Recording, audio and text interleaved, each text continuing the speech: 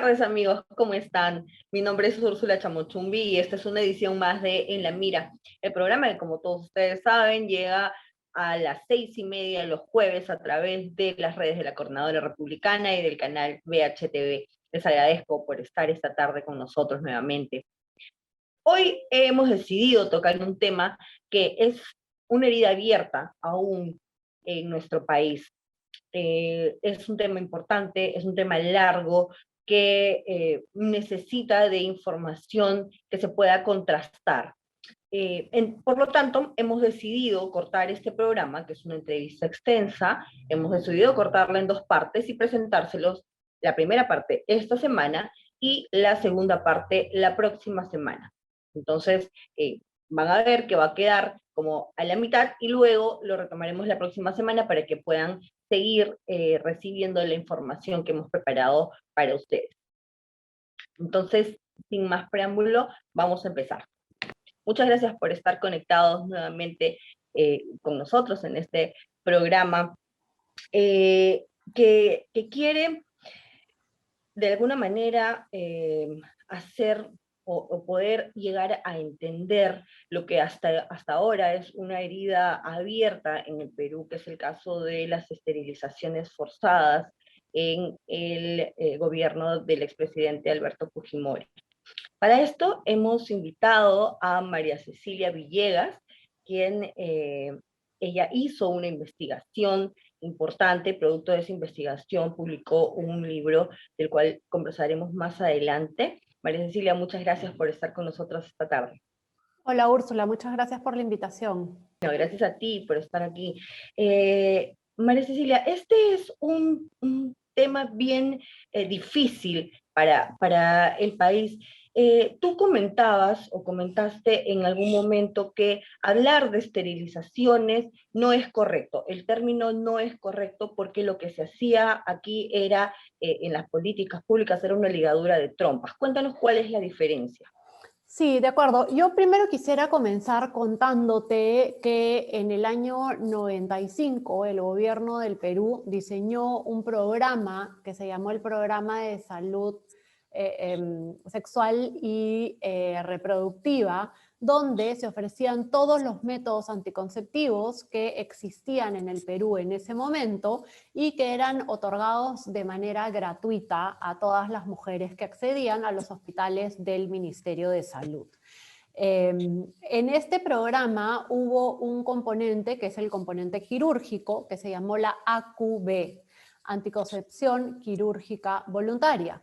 La AQV es en realidad una ligadura de trompas. ¿Cómo se hace una ligadura de trompas? A través de una microlaparoscopía, que es un pequeño huequito que se hace en el ombligo y un huequito más chiquito, 3 o 4 dedos más abajo del ombligo, y se hace una microlaparoscopía y se cortan las trompas de falopio, se hacen cortecitos y se anudan las trompas para que los óvulos que están en los ovarios no puedan llegar al útero y ser fecundados por el espermatozoide. Esto lo que hace, de alguna manera, es romper el caminito, romper la pista que tiene el óvulo para llegar al útero. Entonces los óvulos se quedan atrapados en los ovarios o en una parte de la trompa. Este es un método quirúrgico, o sea, como te contaba, a través de una microlaparoscopía, y es un método definitivo. ¿Qué significa esto?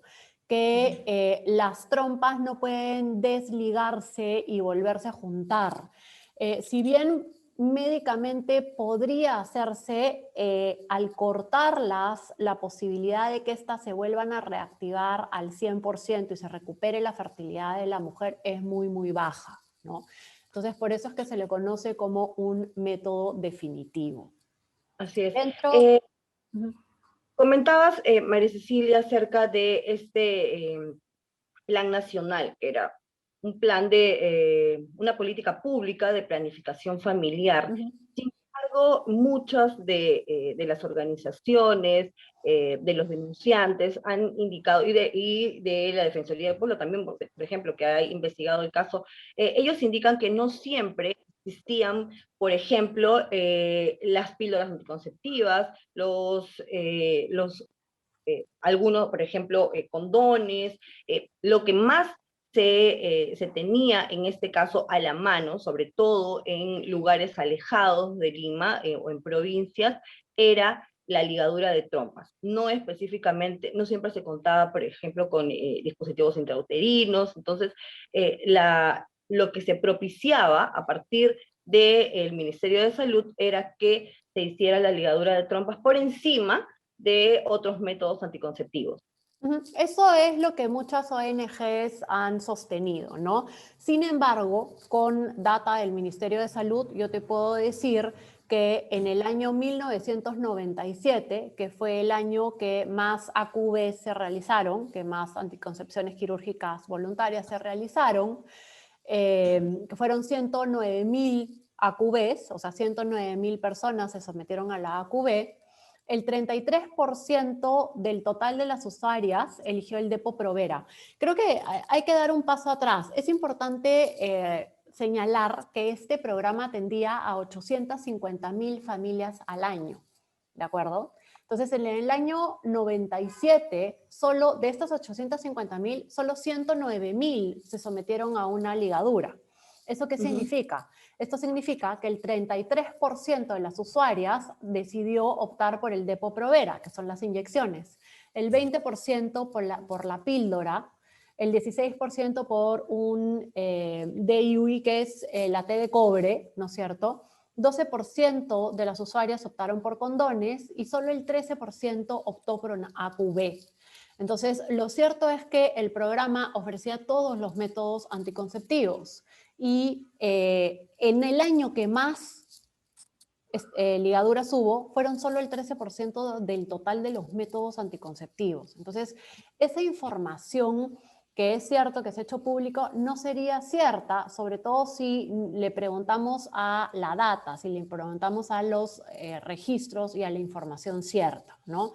Entonces, es importante tener en cuenta cuál es la información, y esta es información pública, tanto del Ministerio de Salud como de la Defensoría del Pueblo.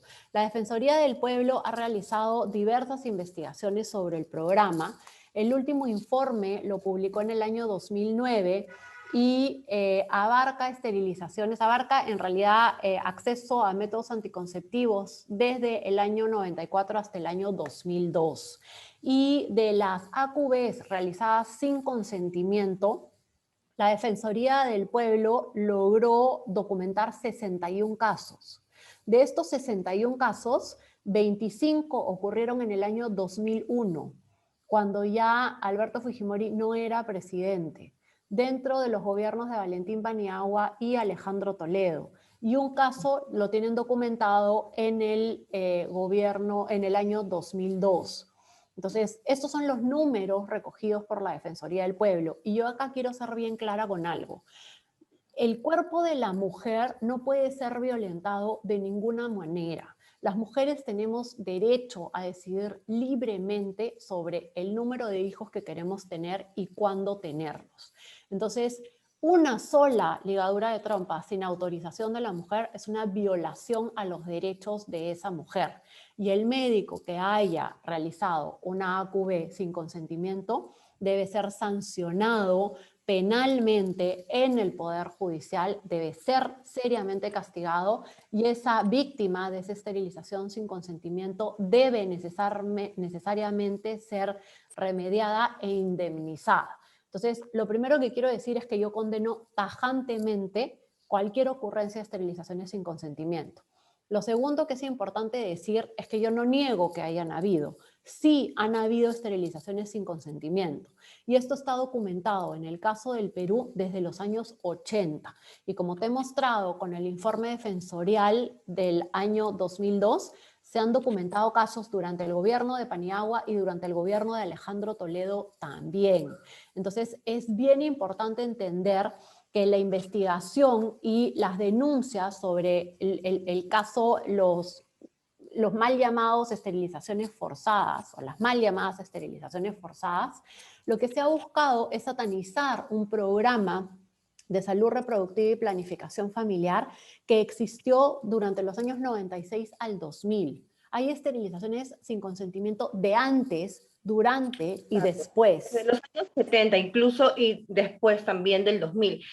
Pero lo que es cierto también, María Cecilia, es que hay, claro, hay diferentes investigaciones al respecto, pero también se han recogido denuncias. Se habla de más de 300.000 casos de esterilizaciones forzadas, un número que tú has rebatido por distintos medios. Pero, por ejemplo, en el registro de víctimas de esterilizaciones forzadas hasta el 2018, habían más de 7.000 casos, ¿no? Claro, y casos específicamente de esterilizaciones forzadas. También hay 1.700 casos que fueron ya denunciados directamente, o sea, 1.700 personas denunciaron que habían sido forzadas a someterse a este procedimiento, ¿no? Entonces, acá hay algo claro.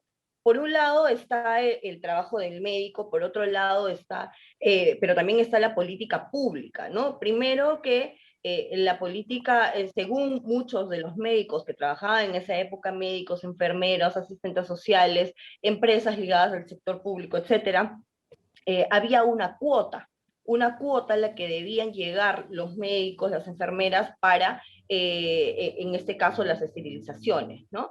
Primero la cuota, segundo que los testimonios de las personas que se vieron afectadas por esto narran que efectivamente eran obligadas, las mujeres eran obligadas a acudir a estos centros para someterse al procedimiento, so pena de ser denunciadas o de repente no atender a sus hijos o a ellas mismas en los establecimientos de salud.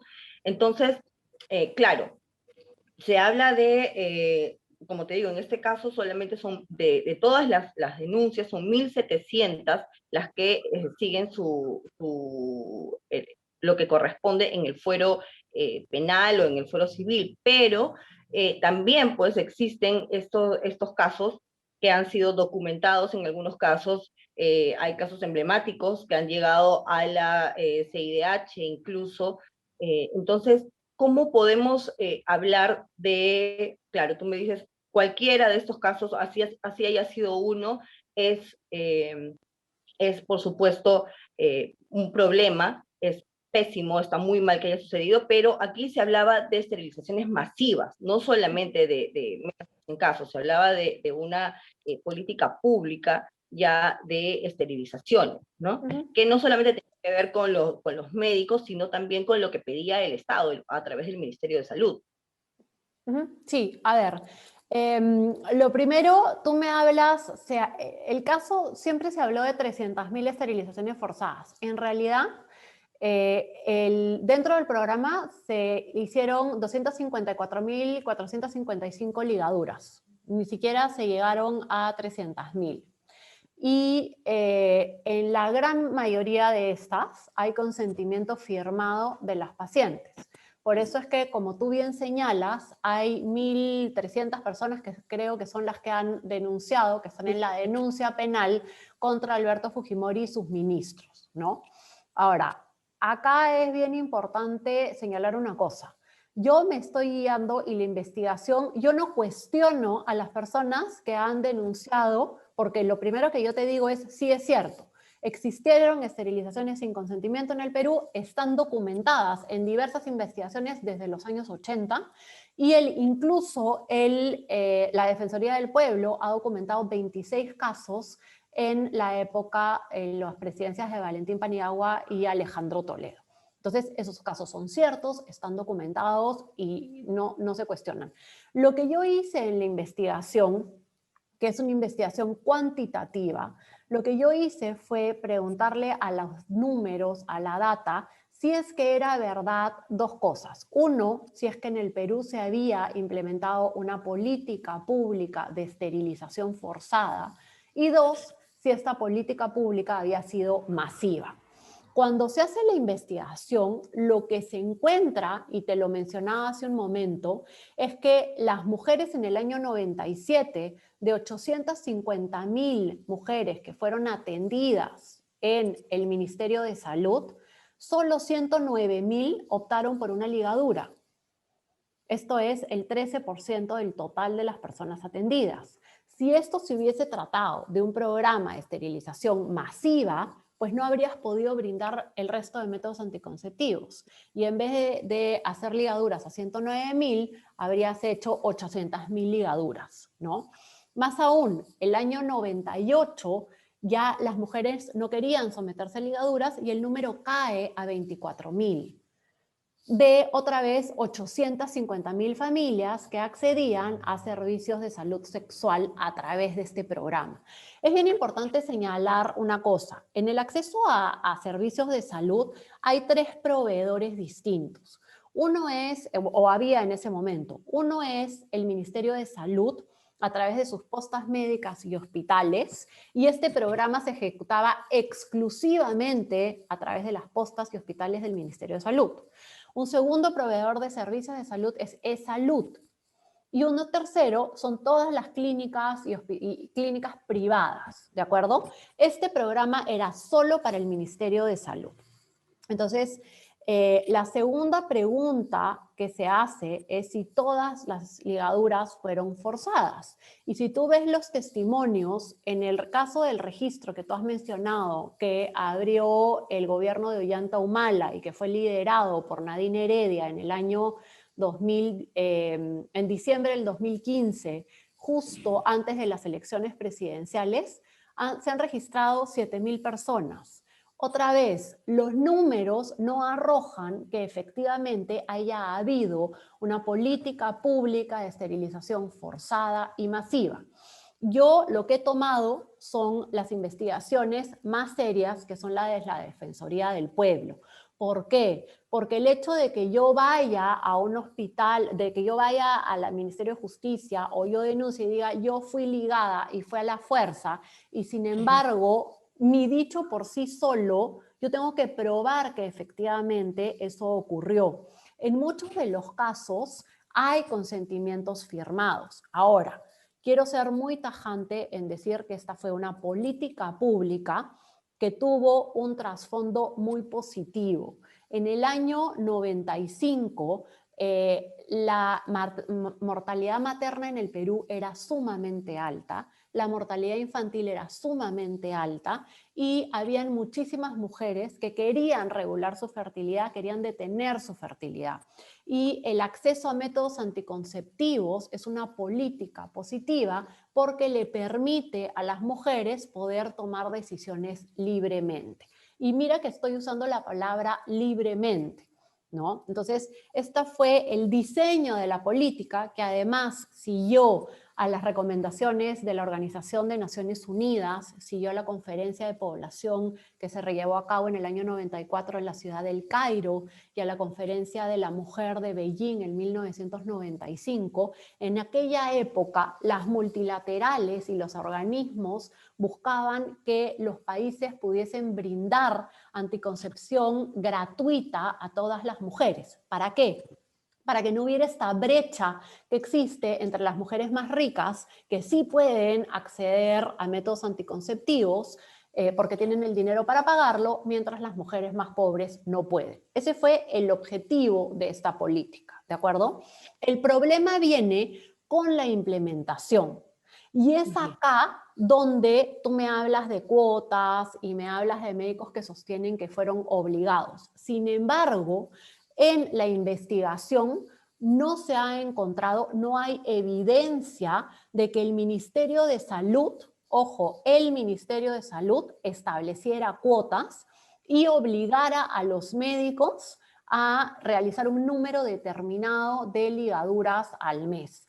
En algunos hospitales se ha encontrado que el director del hospital establecía que cada trabajadora social debía traer 2 personas al mes para consulta de AQB, que cada médico debía captar otras 2 personas. Sí, en algunos hospitales, o sea, son 3 o 4 hospitales donde se ha encontrado eso efectivamente, pero no hay una causalidad, no hay una orden del Ministerio de Salud. Y esto es importante, porque cuando se diseña una política pública, se diseña en el Ministerio de Salud. Y si no hay evidencia de que el Ministerio de Salud haya impuesto cuotas, no podemos sostener que hubo una política pública de esterilización forzada y masiva. Más aún, hay Lo que directivas. pasa En este caso, en lo que se basaron fue principalmente en los oficios que dirigía Marino Costa Bauer, en ese momento ministro de Salud, a el expresidente Fujimori, ¿no? ¿Mm? Ahí le informaba de las cifras mensuales y le informaba de cuáles eran también las proyecciones en este sentido, ¿no? Para Así los es, siguientes.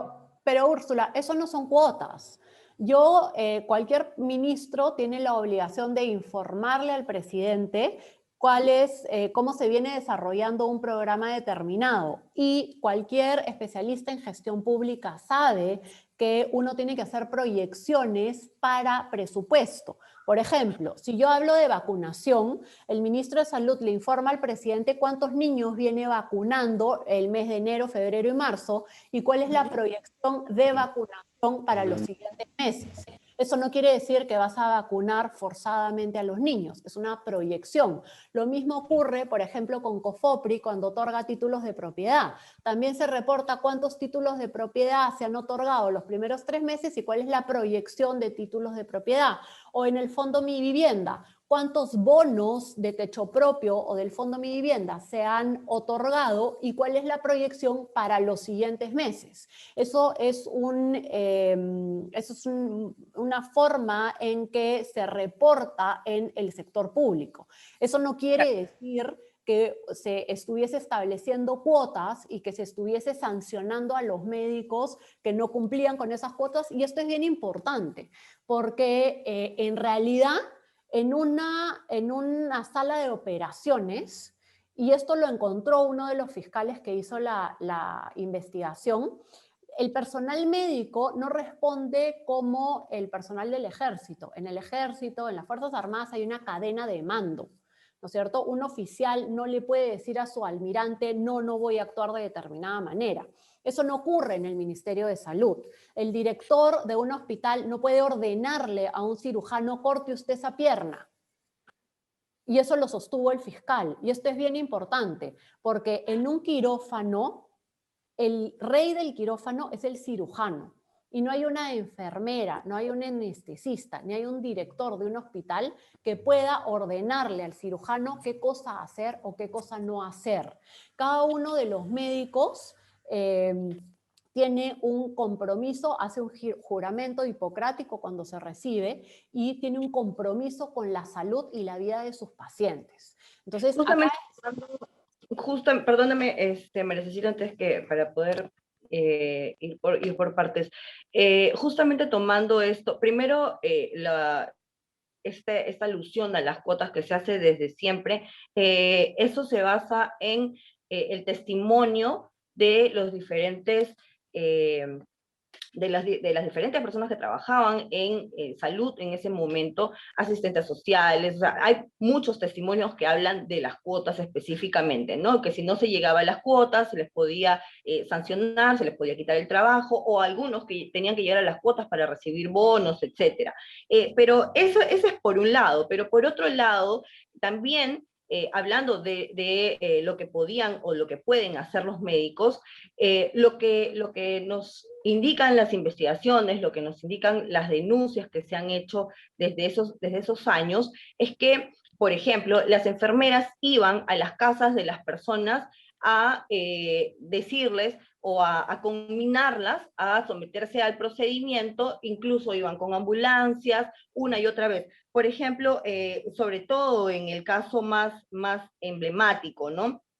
Que es el de la señora Mamerita Mestanza, ¿no? Que es como el caso más importante, porque ella indicó, bueno, su esposo, que es el que finalmente hizo la denuncia, indicó que por 2 años, desde el año 96 hasta el 98, a ella se le había hecho una especie de reglaje porque iban a su casa insistentemente a decirle que tenía que ir a hacerse la ligadura porque ella tenía 7 hijos, que ya había salido una ley, que la podían denunciar a ella, lo podían denunciar al esposo, que no iba a acceder a servicios de salud, etcétera, etcétera. Entonces ella, después de los 2 años, va, porque ya cansada de eso, va y se somete, ¿no? Pero se somete al procedimiento sin exámenes previos, se somete al procedimiento, luego del procedimiento, ella, al día siguiente, a pesar de que se sentía mal, a pesar de que tenía fiebre, de que tenía vómitos, la dan de alta, va a su casa, se siente mal, el esposo insiste en que la atiendan, en el centro de salud no la quieren atender, bueno, en el hospital, porque fue el hospital regional, no la quieren atender y ella termina falleciendo a los pocos días. Entonces, estamos hablando también, ahora que comentabas acerca de los médicos y su juramento hipocrático, no podemos siempre basarnos en lo que dicen o en lo que hacen los médicos o las enfermeras, que en muchos de los casos, porque en este caso específicamente ha sido reconocido no solamente por el Estado, sino que se han presentado evidencias de que efectivamente esa señora fue coaccionada.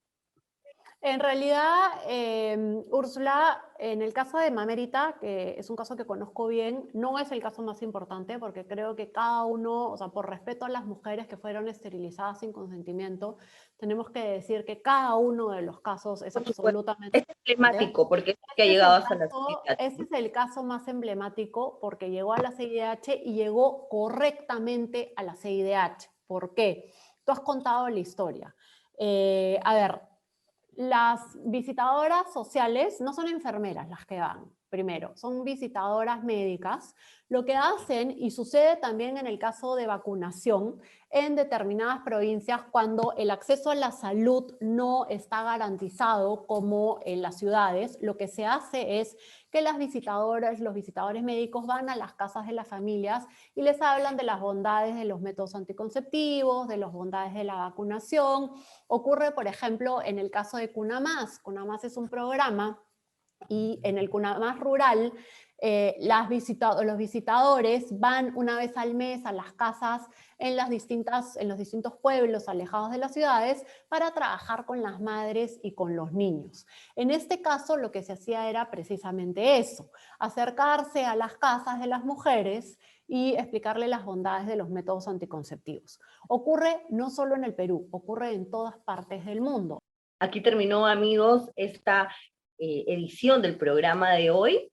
Como les comentaba, terminamos esta primera parte y la próxima semana continuamos con la segunda de esta interesante entrevista. Les agradezco mucho por haber estado con nosotros esta tarde. Nos vemos la próxima.